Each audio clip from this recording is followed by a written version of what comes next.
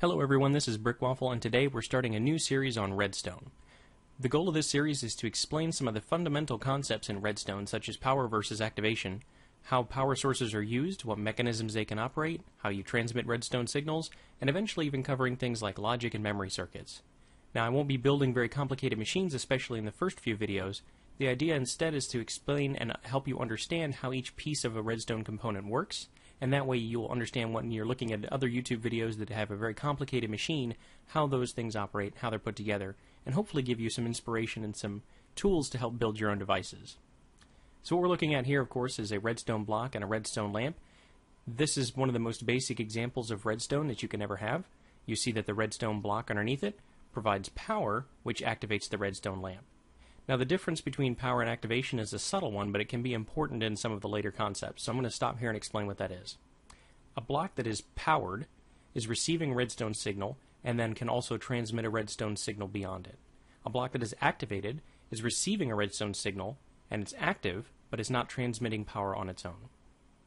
The signal strength of a redstone power signal ranges from 0, meaning off, to 15, fully powered.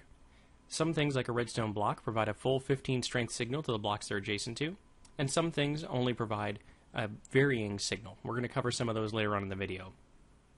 A pulse is a temporary change in redstone signal that eventually reverts to its original strength. So, for example, when you push a button, it temporarily provides a redstone signal of 15 and then drops back down to 0. And a redstone tick is an update that occurs in redstone builds, and that happens every 10th of a second. So 10 redstone ticks is 1 second. So let's start by looking at some of the different power options we have. The first example is a block of redstone. This power source is always on and always provides power to any block adjacent to it. In this case, you can see that it's powering the redstone lamp. If I take this block away, the lamp goes off. If I put it back, the lamp comes on. Next, we have a redstone torch, which generally provides the same sort of power source. It's always on. There are, however, caveats with redstone torches that we'll talk about here in just a moment. Redstone torches can be inverted, and I'm not going to talk too much more about that in this first video because that's a kind of circuit called a NOR gate that we're going to talk about in a later video. The important thing to know is that if you power a block that has a redstone torch, it will toggle off. And you can alternate this to have a stacking power source that goes off, on, all the way up. So in this case, you'll see that that block is not powered. If I take this torch away, then it is powered. The next thing to know about redstone torches is that they can burn out. So if I put this torch on here, you'll see that it'll tick for several seconds and then it'll eventually burn out. And this burnout means that the redstone torch has received too many input ticks recently. Now there's two ways that this can reactivate, one of which is randomly over time, and the other one is by giving some sort of update to the block nearby. So if I put a torch here, it'll update again, and then burn out. And if I remove that, it'll update again, and then burn out. Levers are the next kind of power source that we can talk about. A lever has two configurations. Its default configuration in this position is a strength of 0, so it's off. If you toggle it, it provides a strength of 15. So these power sources are always on or always off, depending on the state of the switch. Buttons provide a redstone pulse. And technically buttons are known as momentary contact switches, because while they're not being interacted with, they have a strength of 0, but for the momentary contact while they're pressed, they change their state to have an output of 15. Now, wooden buttons and stone buttons are slightly different. A wooden button, this one here, has actually a longer signal length than a stone button. A stone button is 1 second, or approximately 10 redstone ticks. A wooden button is about 1.5 seconds. Or 15 redstone ticks. The other important thing to note about wooden buttons is if they're struck with an arrow, they'll be triggered until that arrow is subsequently retrieved or until it despawns on its own about 5 minutes later. Next up are pressure plates. There are two variations of pressure plates, stone and wood, and they both operate as momentary contact switches as well. For as long as you're on the pressure plate, they provide power. Just like buttons, an arrow in a wooden pressure plate will activate it until it's retrieved. The other important thing to note is that an item on a stone pressure plate has no effect, but an item on a wooden pressure plate will also trigger it. Next is the tripwire hook. Now this is a little bit more complicated because it requires you to place a tripwire hook on either end of an area that can be anywhere from 1 to 40 blocks in between, and then to place string, which you can't really see here, but you can see the hitbox of it, in between those tripwire hooks. Once this is placed, anyone walking into, dropping an item on, or otherwise damaging the string will trigger a redstone pulse in the blocks to which these tripwire hooks are attached. So you can see here that I will light up both these lamps, and if I destroy it, I'll get a brief pulse as well. So when you're setting these up, you just simply place string in between them, and they will automatically drop into the lowered position, and that's how you know that it is set. Another power source involves rails, and in this case we have a detector rail, and that simply detects the presence or absence of a minecart. When there's not a minecart on it, it does not emit any signal at all. However, when a minecart's on the detector rail, it emits a signal strength of 15. Daylight sensors are the first of the variable power sources.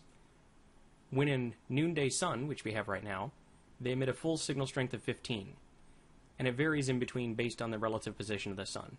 Once it gets to nighttime, obviously the signal strength drops to 0. Trap chests are another source of power in the game.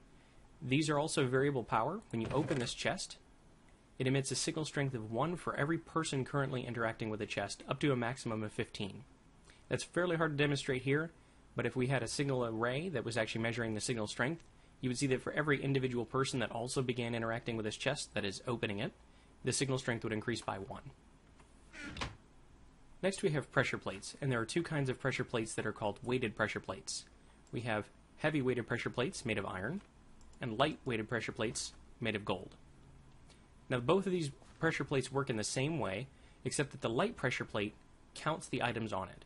For every item on the pressure plate of a different type, it emits 1 signal strength, and you can see this row of lamps here that will help me demonstrate that. The important caveats here are items of the same type will group up, and a single stack counts as a single item on a pressure plate. So if you dropped 64 cobblestone onto this pressure plate one at a time, as each subsequent cobblestone would hit the plate, it would briefly increase the signal strength by 1 and then get merged into the floating stack of items and drop the signal back down. So I'm going to demonstrate here is a brief way of showing you 15 different items being dropped onto that pressure plate. So you'll see as these items drop, the signal strength increases as each of them hits the pressure plate. And you can use this to do things like count the number of items that are on a weighted pressure plate, or the number of entities. Monsters and items and players all add 1 to the count on a pressure plate. The same is true on a heavy pressure plate as well. However, this pressure plate requires 10 of an item for 1 signal strength. Now note that is rounded up, so a single item on this pressure plate emits the same signal as 10 items, and 11 emits the same signal as 20 items. So in order to reach the full signal strength of 15 from an iron pressure plate, you need 141 items. Now that we've learned a little bit about power and activation, you're probably wondering, what all can I do with this? Now you've already seen examples of doors and redstone lamps, so I'm not going to show you those again here. Instead, what I'm going to do is show you all of the other kinds of blocks with which you can interact with redstone in the game. So just like doors, trapdoors and fence gates can also be triggered with redstone, and all that does is simply toggle their open or closed state. Pistons are another example. There are two kinds of pistons in the game, both of which push up a block, but only a sticky piston pulls it back down again. There's a cap of 12 blocks that can be moved.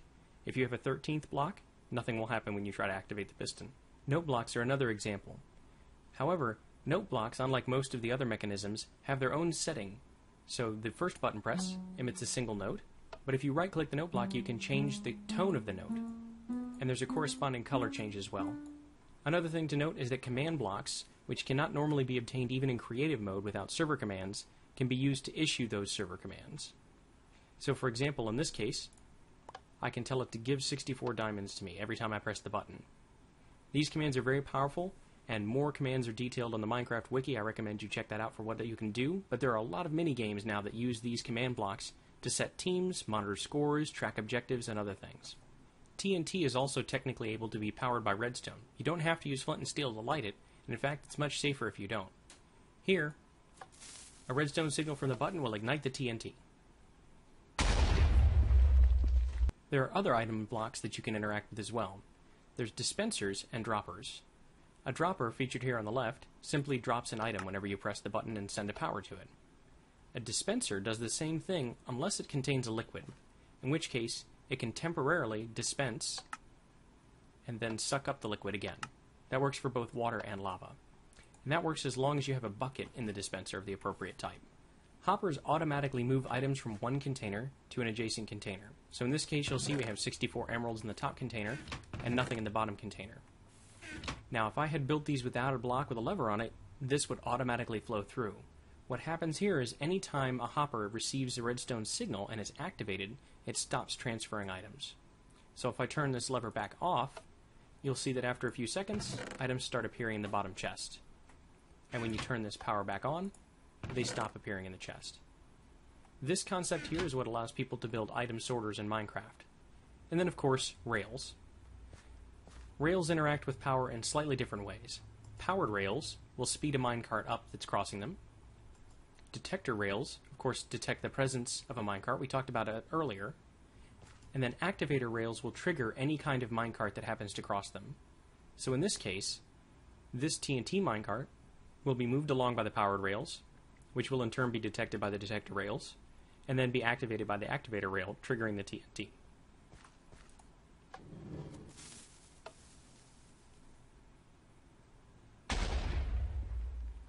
Regular rails can also be activated by redstone to change their orientation in a T intersection. In this case, we have the rail pointing off into the distance. If we activate it with redstone, it will point towards us instead. Now with a button, it will immediately revert back to its previous state, but with a lever you could create train track switches that allowed you to change the direction of your cart based on a series of configurations. Using this concept, you can create customized railroad tracks with selectable destinations. Hopefully you've enjoyed this video about power, activation, and mechanisms. In the next Redstone tutorial series video, I'm going to talk a little bit about transmitting power, that is transmitting a redstone signal over a distance, and also some of the basic circuits and gates you can create.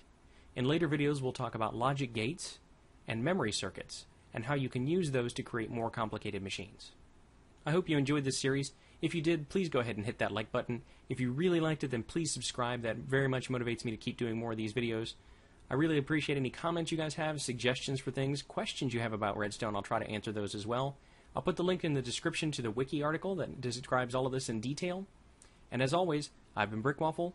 Thank you for watching.